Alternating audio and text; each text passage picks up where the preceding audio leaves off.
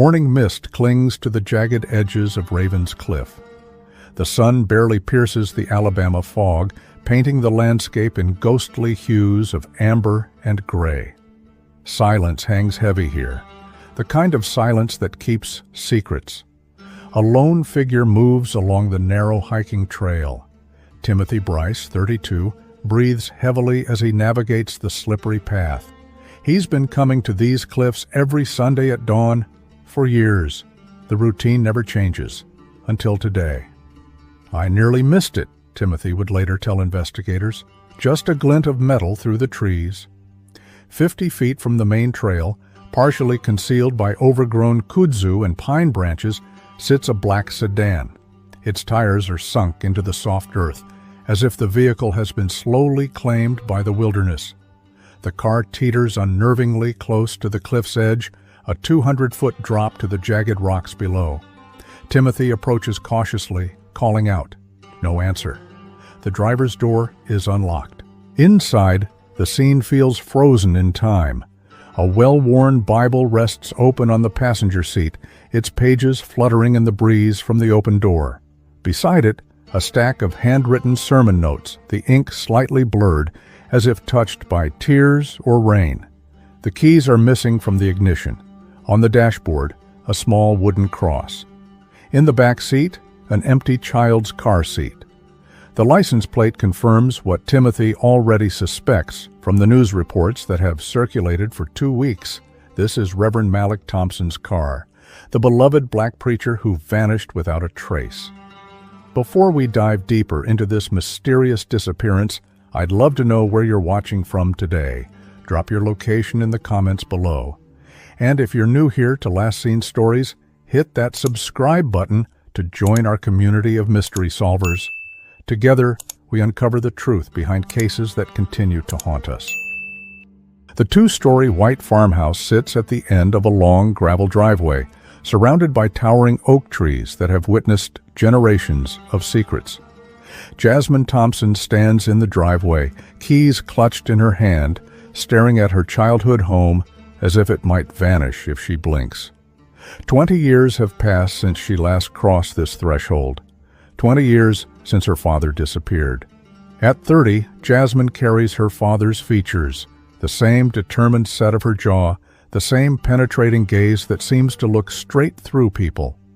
Her career as an investigative journalist has taken her from war zones to political scandals. But this assignment is different. This one is personal. Inside, dust covers hang over most of the furniture. Jasmine pulls them away one by one, revealing snapshots of a life interrupted. Her mother moved away years ago, unable to live with the constant reminders, but kept the house, perhaps hoping that one day her husband would return to it. In what was once her father's study, Jasmine unearths cardboard boxes filled with newspaper clippings. "Local preacher still missing," reads one headline. "Car found at cliff's edge, no sign of Reverend Thompson," declares another. She spreads the articles across the floor, creating a timeline of her father's case. The initial concern, the community search parties, the discovery of the car, the gradual fading of media interest, the case going cold. "I promised I'd find the truth," she whispers, to a framed photo of her father, Malik Thompson in his clerical collar, eyes bright with purpose. Her phone buzzes. An email notification. Jasmine opens it, her breath catching as she reads, "I know what happened to your father." Not everyone in the church was a believer. Some of us worshipped different gods, power and money. Check the records. Follow the money. Some secrets were buried deeper than your father. No signature, no return address that can be traced. Jasmine's hands tremble as she sets down the phone. For 20 years, she's pursued every lead, followed every rumor. Most were dead ends, some were cruel hoaxes, but this feels different. She picks up her father's Bible from the desk, the twin to the one found in his abandoned car. Inside the cover, his handwriting, "The truth shall set you free, but first, it will make you miserable." Jasmine takes a deep breath. "I'm ready for both, Daddy." New Covenant Baptist Church, September 2004. The wooden pews overflow with congregants, their faces turned expectantly toward the pulpit. Every Sunday brings the same anticipation, the electric atmosphere that precedes Reverend Malik Thompson's sermon. Malik stands tall, his broad shoulders squared beneath his robes. At 45, he commands the room not with volume, but with the quiet certainty of his convictions. When he speaks, people lean forward, unwilling to miss a single word. Hope isn't just wishful thinking. His voice resonates through the sanctuary. Hope is the stubborn belief that what is wrong can be made right, that darkness will eventually yield to light. Heads nod in agreement. Some congregants call out, "Amen," and "Tell it, Reverend." Others dab tears from their eyes. In the front row sits 10-year-old Jasmine, watching her father with unabashed admiration. Beside her, her mother, Leanne, quietly beautiful in her Sunday best. After service, Malik moves through the crowd, shaking hands, offering blessings, listening to troubles. He knows everyone by name, from Dorothy Washington, 92, who once marched with Dr. King, to little Travis Miller, who just started kindergarten. "Reverend, we still on for Tuesday's youth program?" asks Aaron Wilson, Malik's 25-year-old assistant, eager and devoted. "Wouldn't miss it," Malik claps him on the shoulder. "Those kids need to know someone believes in them." Outside the church walls, Reverend Thompson's influence stretches across Oakwood County. He advocates for better housing in neglected neighborhoods. He negotiates with reluctant officials for community resources. He confronts the uncomfortable legacy of racial inequality in rural Alabama with unflinching courage. Not everyone appreciates his efforts. "You're stirring up trouble that's been settled for years," Councilmember Reginald Foster once told him during a heated town meeting. "Some things are better left alone." "Injustice is never settled, Mr. Foster," Malik had replied calmly. "It just goes underground until someone has the courage to dig it up." That evening, after his powerful sermon on hope amid adversity, Malik stays late. Teresa Jackson, a single mother facing eviction, needs counsel and prayer. The church empties slowly, leaving them alone in the sanctuary. "God hasn't abandoned you, Sister Teresa," Malik assures her, "and neither will this community." When they finish, the parking lot is dark except for a single streetlight. Malik's black sedan, a 10-year-old Toyota he refuses to replace despite the church's offers, sits alone near the side entrance. As Teresa drives away, she notices Malik checking his watch and frowning at his phone. He seems distracted, preoccupied. Neighbor Darrell Lewis is the last person to see Reverend Thompson that night. From his porch across the street, he watches the familiar black sedan pull away from the church. "He waved at me like always," Darrell would later tell police, said he was heading to the shelter downtown. Nothing seemed off. But Reverend Malik Thompson never arrives at the shelter. Somewhere between the church and his destination, he vanishes into the gathering darkness. The last sermon he preached echoes with unintended prophecy. Sometimes faith is tested most severely when the path ahead disappears from view.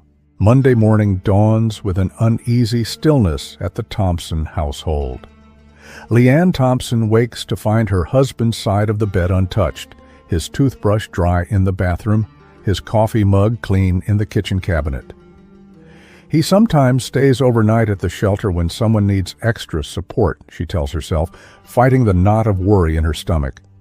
But when Malik doesn't answer his cell phone, when the shelter director confirms he never arrived, when his assistant Aaron arrives, asking about the missed morning meeting, the worry transforms into fear. By noon, a dozen church members gather in the Thompson living room. By evening, the number swells to 50, spilling onto the front lawn. Volunteers organize search parties, combing nearby streets and wooded areas. "My daddy wouldn't just leave," 10-year-old Jasmine insists, her small face tight with determination. Something happened to him. The community moves into action with practiced efficiency. They've weathered storms and hardships together before, but never something like this. flyers bearing Malik's photo appear on every telephone pole and storefront window. Church members take turns staffing a makeshift command center in the church basement, answering calls and coordinating search efforts. On the second day, Leanne Thompson files an official missing persons report. The local police, a small department unaccustomed to disappearances, seem uncertain how to proceed. No signs of foul play, Officer Jenkins notes in his initial report. No evidence of a struggle at the residence or in the church. It's Detective Denise Harlow who takes a different view. Newly transferred from Birmingham, she listens intently as Leanne describes her husband's recent behavior. He was staying up late, going through church financial records, Leanne explains. Said something wasn't adding up but wouldn't elaborate. Didn't want me to worry. Harlow, with her cropped gray hair and penetrating gaze, scribbles notes. Any threats? Anyone who might wish him harm? Leanne hesitates. Malik challenged powerful people, but he always did it through proper channels. Town meetings, letters to officials. He believed in working within the system to change it. As days pass without news, theories multiply. Some whisper about possible affairs or secret lives. Others suggest Reverend Thompson simply walked away from the pressures of ministry. A few even speculate about mental breakdowns or suicide. The congregation fractures along these lines of speculation. Longtime deacon Walter Simmons publicly suggests the Reverend might have embezzled church funds and fled. Board member Louise Parker vehemently defends Malik's character, calling such accusations slander against a godly man. Detective Harlow observes these community dynamics with professional detachment. In my experience, she tells her junior partner, when someone admired disappears suddenly, look first at those who stand to gain from their absence. She begins compiling a list. Council member Foster, whose questionable land deals Malik had recently questioned. Associate Pastor Vincent Taylor, who'd always lived in Malik's shadow. Church Treasurer Howard Drummond, nervous and evasive during questioning.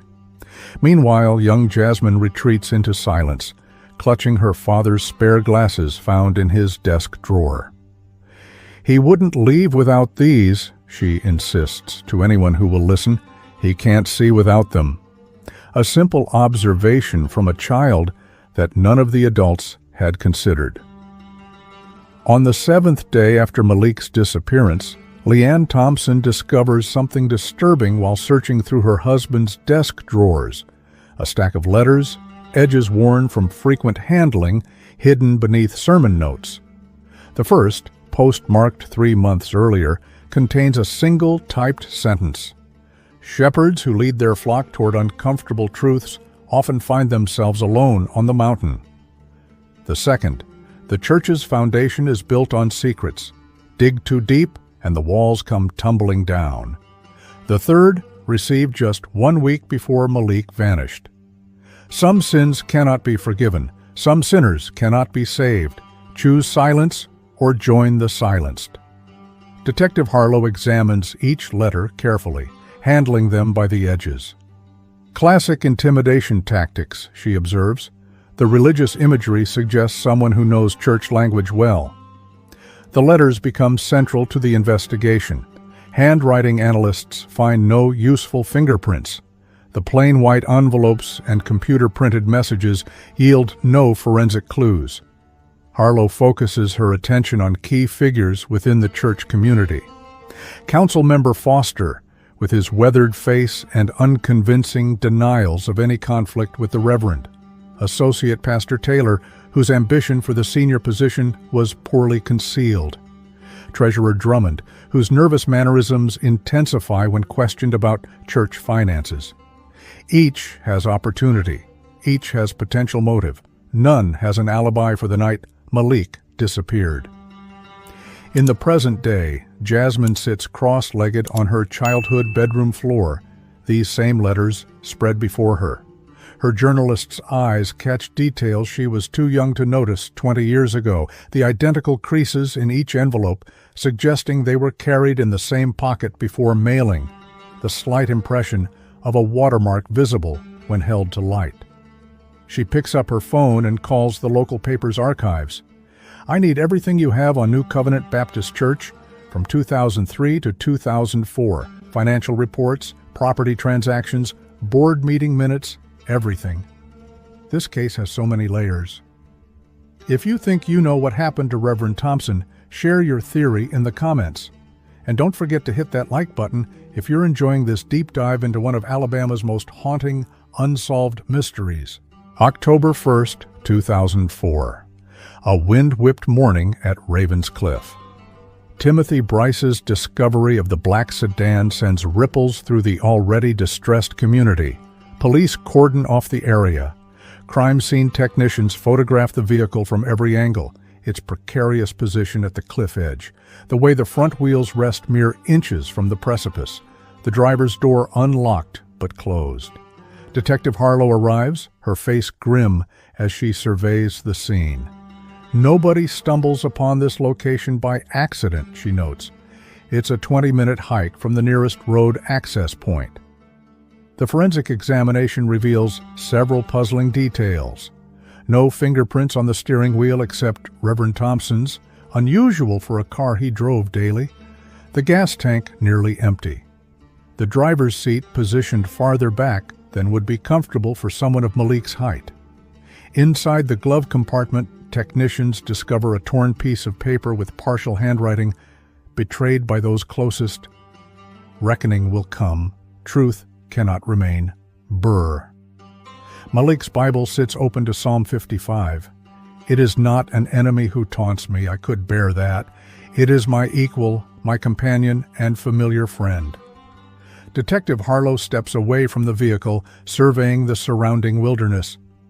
If someone wanted to stage a suicide or disappearance, this would be the perfect location, she tells her partner. Remote enough to ensure no witnesses, dramatic enough to suggest a final desperate act. "You don't think he drove here himself?" her partner asks. "The Reverend wore bifocals," Harlow replies. "Would you hike these trails in the dark, wearing bifocals?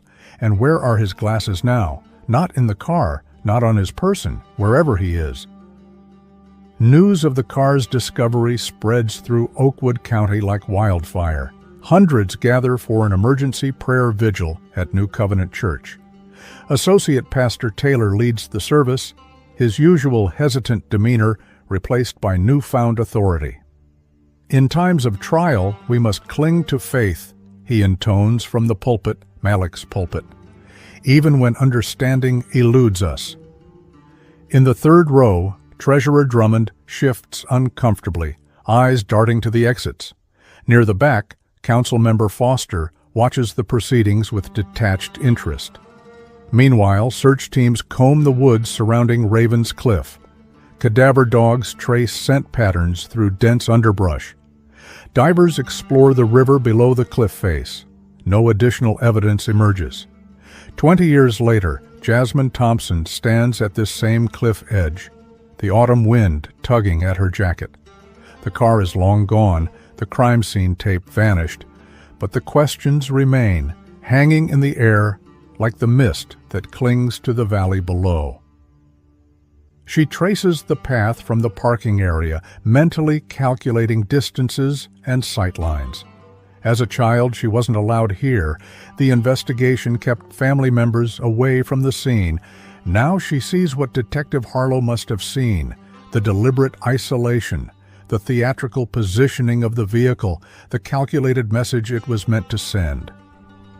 "They wanted us to think he jumped," she murmurs to herself, or that he walked away into the wilderness. She takes photographs with her phone, documenting angles and perspectives that official reports might have missed. The sun breaks through clouds, illuminating a detail that catches her attention: a small memorial cross, weathered by years of exposure, half hidden among rocks near where the car was found. Jasmine kneels beside it. The inscription reads simply, "For the truth teller," no name, no date. just those 4 words. She doesn't remember this cross from case files or news reports. Someone has been coming here, remembering her father in private, away from the community's gaze. Jasmine takes a photo of the cross, then looks out over the vast expanse below. "What were you trying to tell us, Daddy?" she whispers. "And who was so desperate to silence you?" Detective Denise Harlow's investigation office in 2004 becomes a tapestry of photographs, timelines, and witness statements. Red string connects key events and suspects on a large corkboard that dominates the small room. "Contradictions everywhere," she tells her supervisor during a case review. Walter Simmons claims he saw Reverend Thompson arguing with Treasurer Drummond the day before he disappeared. Drummond denies any such confrontation. Associate Pastor Taylor says he overheard Thompson talking about taking a spiritual retreat, but can't name anyone else who heard this. The financial angle proves most promising. Harlow obtains a warrant for church financial records after Leanne Thompson mentions her husband's concerns. The detective spends long nights poring over ledgers and bank statements. "There it is," she finally says, circling figures on multiple pages. Approximately $5,000 missing from donation funds each quarter for the past 3 years. Small enough to go unnoticed in routine reviews, but it adds up to nearly $60,000. More troubling is the discovery of a separate bank account in the church's name that only 2 people could access: Treasurer Drummond and, surprisingly, Council Member Foster, who held no official position within the church. When confronted, both men have explanations. "Emergency discretionary fund," Drummond insists, sweating profusely, "for community needs that require immediate response without board approval. I was asked to serve as a second signatory because of my financial expertise," Foster claims, his political smile never reaching his eyes. But the transactions tell a different story. Payments to construction companies owned by Foster's brother-in-law, deposits that coincide with cash withdrawals from church offerings. Detective Harlow adds new photos to her board: the church's planned community center. Construction mysteriously halted the previous year, despite full funding. The low-income housing project that Reverend Thompson championed, repeatedly blocked by zoning complications orchestrated by Foster's office. In Malik's home office, the detective discovers a hidden journal tucked behind the air conditioning vent. Its final entry, dated the day before his disappearance. The evidence is undeniable. The betrayal cuts deeper than I imagined. "Tomorrow, I must bring this before the board, regardless of personal cost. Lord, grant me courage." Present day. Jasmine sits across from a much older Denise Harlow in a small retirement apartment filled with houseplants. The former detective's hands show slight tremors, but her mind remains razor-sharp. "I never stopped thinking about your father's case," Harlow admits, pushing a thick folder across the coffee table. "This is my personal file. Notes, theories, evidence that never made it into official reports." "Why not?" Jasmine asks. Harlow's expression hardens. 3 months into the investigation, evidence started disappearing from police storage. Your father's journal vanished. The financial records were accidentally shredded. My supervisors suddenly insisted we redirect resources to other cases. "You think someone interfered with the investigation?" "I know they did. I was transferred to Traffic Division 2 weeks later. A detective with 20 years homicide experience, directing school crossings." Harlow leans forward. "Someone with considerable influence wanted your father's case buried." Jasmine opens the folder, finding photographs she's never seen, witness statements that never appeared in official reports, and a sealed envelope labeled contingency. "I always believed the truth would emerge eventually," Harlow says. "That's why I kept copies. That's why I waited." The homeless shelter on Jefferson Street has evolved over 20 years from a converted warehouse to a modern facility with transitional housing units and career services. Its director, Aaron Wilson, once Reverend Thompson's eager young assistant, has silver threading through his temples now. "I wondered when you'd finally come," he tells Jasmine when she appears in his office doorway. "You look just like him." Aaron reveals a perspective on her father's final days that Jasmine never knew. "Your father discovered financial discrepancies while reviewing shelter donation records. Funds earmarked for the shelter and community center were being diverted. When he confronted Treasurer Drummond privately, he was offered a deal, looked the other way, in exchange for a substantial pastoral bonus." "Dad would never take a bribe," Jasmine says firmly. "Of course not. He refused immediately, but the offer itself confirmed his suspicions about how deep the corruption went. Together, they connect the anonymous letter writer to someone with inside knowledge of the church's operations. Aaron identifies the watermark on the letter paper as matching stationery used by church administrative staff. Only one person had access to both financial records and this stationery, Aaron notes: Vincent Taylor. The associate pastor, Jasmine clarifies, "I always thought he was just weak-willed and ambitious." He was also Foster's second cousin by marriage. Family ties run deep in small towns. Their investigation leads them to the abandoned New Covenant Baptist Church. Membership dwindled after scandal touched the church, and the building was eventually sold to developers who never completed their plans. The once vibrant sanctuary now stands empty, its stained glass windows boarded over, its pews removed. Aaron and Jasmine use flashlights to navigate the dusty interior. The pulpit remains, though damaged by water and neglect. "Your father had a habit," Aaron explains, running his hand along the pulpit's wooden frame. He'd record his sermons on cassette, then listen to them during the week to improve his delivery. Kept the tapes in a hidden compartment he built himself. He presses a nearly invisible seam in the wood. A small panel slides open. Inside, untouched for 20 years, sits a single cassette tape labeled "Insurance." "Nobody knew about this hiding spot except your father and me," Aaron says. "He must have left this here intentionally." This investigation is heating up. Hit that subscribe button if you don't want to miss what happens next, and ring that notification bell to be first to know when new mysteries are solved on Last Seen Stories. In Jasmine's childhood home, 3 people gather around an old cassette player unearthed from the attic: Jasmine, Aaron, and former Detective Harlow. The tape from the pulpit sits ready, a time capsule from 20 years ago. Jasmine presses play.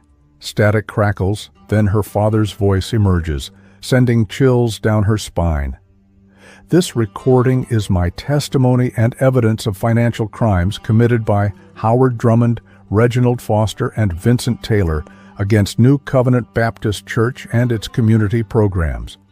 What follows is methodical documentation: dates, amounts, account numbers, descriptions of falsified records. Malik Thompson, even in gathering evidence of betrayal, remains measured and precise. Then, the tone changes. Beyond these financial matters lies a deeper corruption. Foster has been using church property and community development funds to facilitate money laundering for interests outside our community. The planned community center sits unfinished because its true purpose was never to serve our neighborhood, but to create a false front for cleaning illegal funds. Malik's voice grows heavier. "I've confronted Howard with this evidence. He's agreed to meet me tonight at the church to allegedly return documentation. I suspect this meeting may be dangerous, but it must happen. If you're hearing this, something has gone wrong. Look to Foster first. He has the most to lose." The recording ends. Silence fills the room. Armed with this evidence, Jasmine and Harlow confront Howard Drummond at his retirement home. Now in his 70s, the former treasurer's facade crumbles quickly under pressure. "It wasn't supposed to go that far," he confesses, hands trembling. "Foster said we just needed to scare him into silence.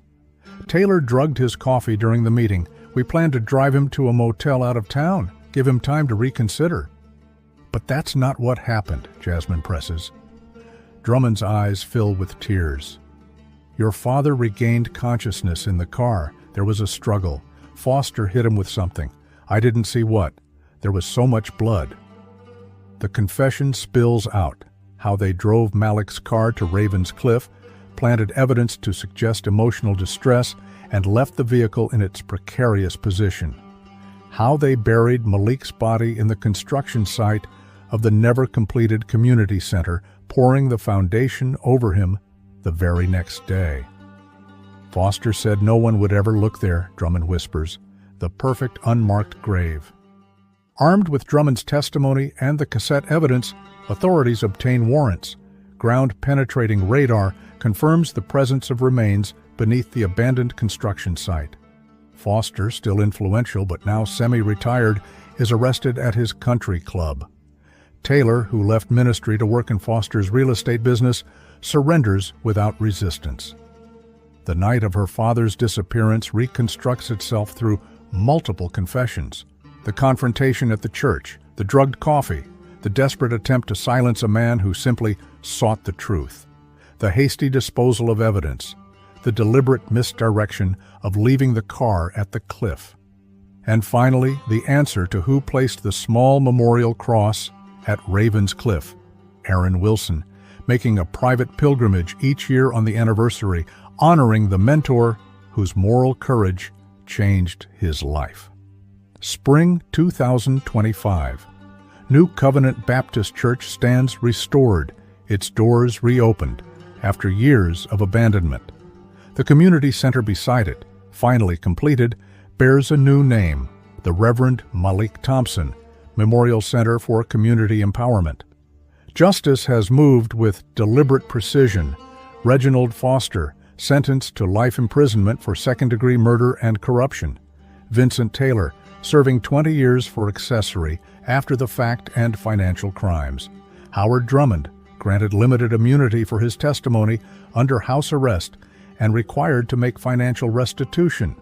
In the church cemetery, a proper memorial service takes place. Reverend Malik Thompson's remains finally laid to rest with dignity and honor.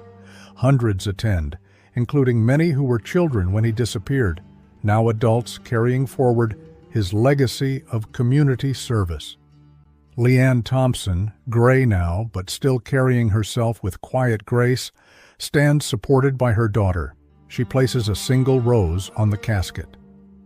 He always said the truth would come to light, she murmurs, even when it seemed impossible.